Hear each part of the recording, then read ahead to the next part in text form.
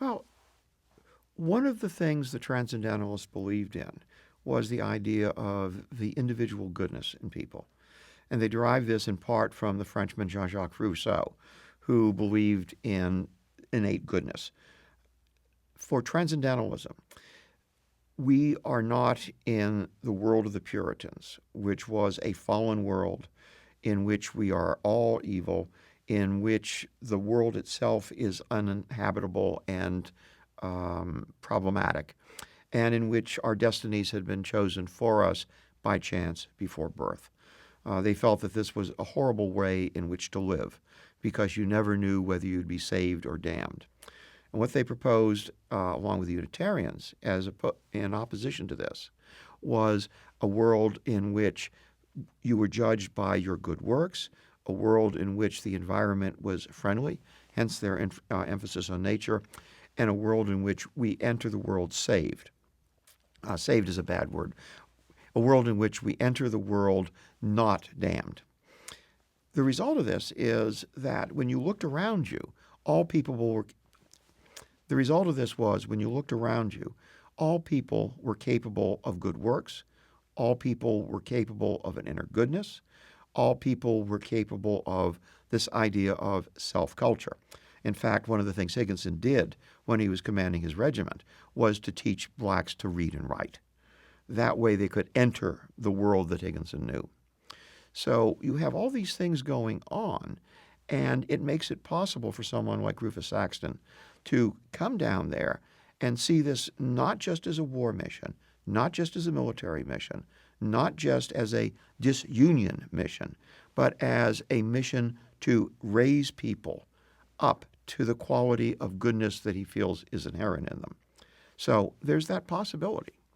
If someone else had been sent who looked at what were then called the Negroes or the coloreds or the contraband as a negative force, as people who were subhuman, as people who could not be educated, then I think history would have shown a very different result. Doesn't that just blow your mind? Yeah. The right person at the right time. Yeah, look at Yeah, the. it's Yeah. so big Yeah. that I can't. Well, so in the meantime,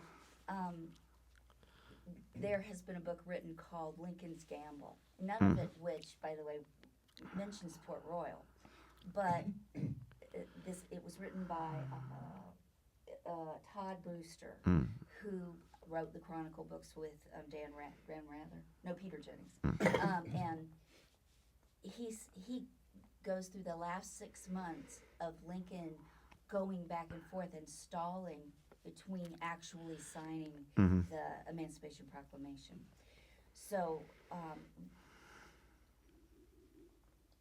these are a lot of things that I still I have to tie up, but it appears to me by who was there and a South Carolina tie-in is Charles Sumner. Yeah.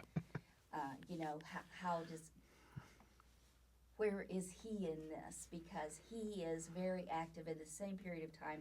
He got the crap beat out of him by Preston Brooks from Edgefield, and so there's that part of it too. But the caning of Charles Sumner on the floor of the United States Senate was one of those turning points, like the rendition of Anthony Sims, like the Kansas-Nebraska Act, like the Fugitive Slave Act, like John Brown at Harper's Ferry, that turned people's opinion. How could you want to work with people who would assault a representative of your state on the floor of the United States Senate and beat him almost senseless? It was, again, one of those turning points. Emerson lectured on it in print. Other people wrote letters to the editor. Sumner was a hero for standing up for the cause of abolitionism. And, of course, Preston Brooks was painted as another Southerner resorting to violence. How can you make peace with these people? Yeah, every time I go into the Caroliniana, I'm like, really? Yes. Yeah. But then they have a statue of Ben Tillman. That's a whole other story. Yes, but at least they don't have Tillman Hall.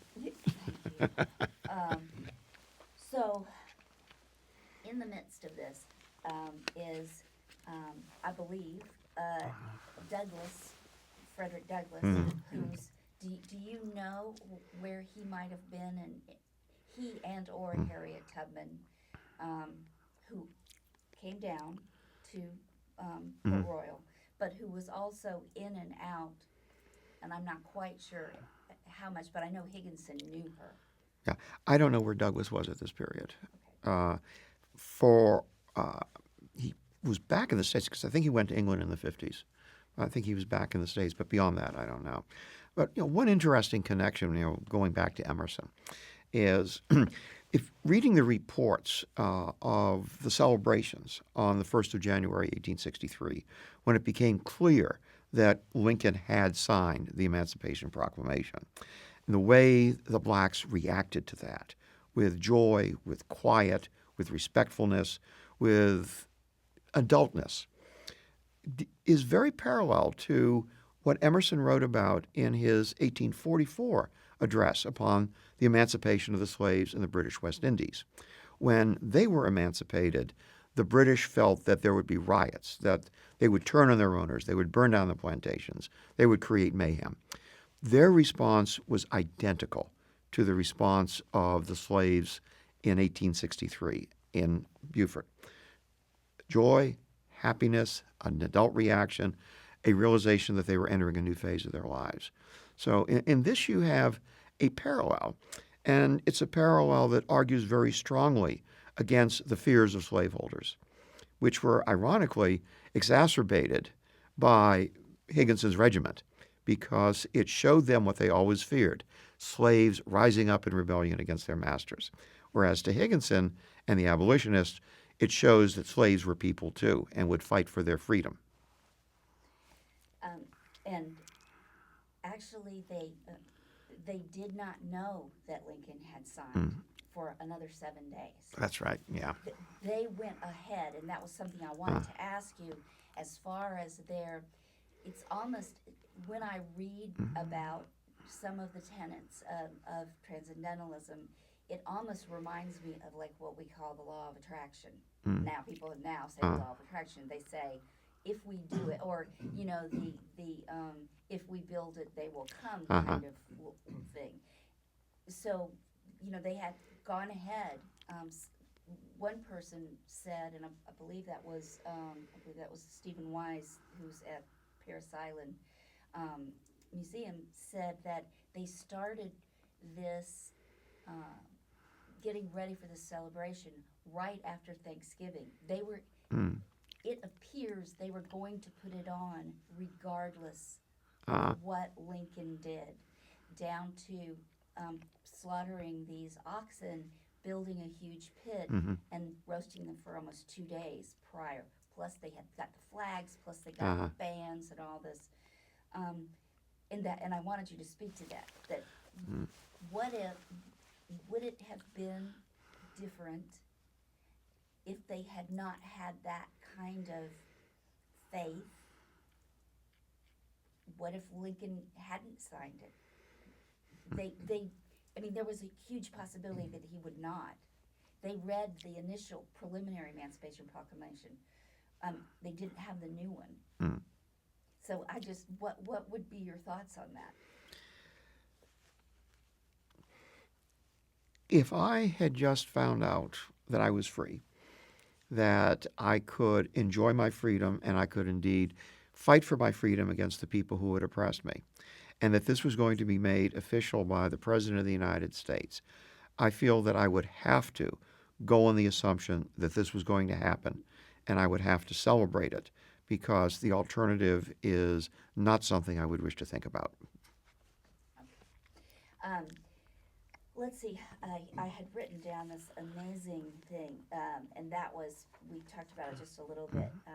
Biographer of John Brown, Alfred Kazin, said that without John Brown there would have been no Civil War. And without the Concord Transcendentalists, John Brown would have had little cultural impact. I think Kazin perhaps overstated it. It's clear that from the 20th century, the Transcendentalists were an enormous promoter of John Brown and his legacy.